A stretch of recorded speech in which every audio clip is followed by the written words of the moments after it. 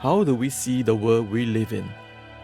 Our perspectives are often marked by our own experiences, others' experiences, or a combination of both. It is shaped by what we see, what we hear, and how we feel. In this series called From Above, I wanted you to come alongside with me to experience God's perspective on biblical stories.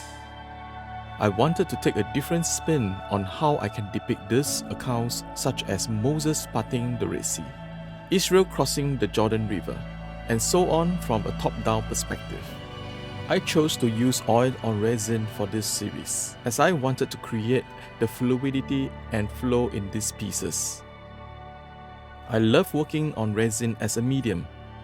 Resin has an inherent, unpredictable quality where you cannot fully control it. Thus, every art piece I create not only takes on God's perspective, but at the same time, I needed to work hand in hand and flow with Him.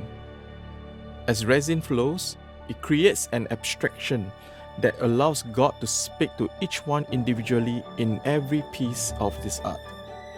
Take this piece, Hope, as an example. This was inspired by Psalm 23 and how our Lord is our shepherd as He leads us to higher grounds of hope and rest. Come close and you will see the shepherd with his staff on his shoulders, just like how our Lord carried the cross on his shoulders for the sins of the world.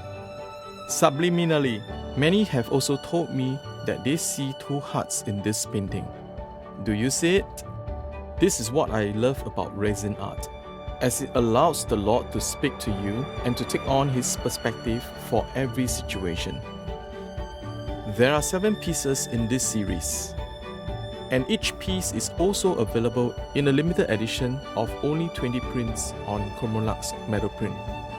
May these art pieces continually remind you of His love for you from above, and encourage you to seek and take on His perspective in every situation of your lives.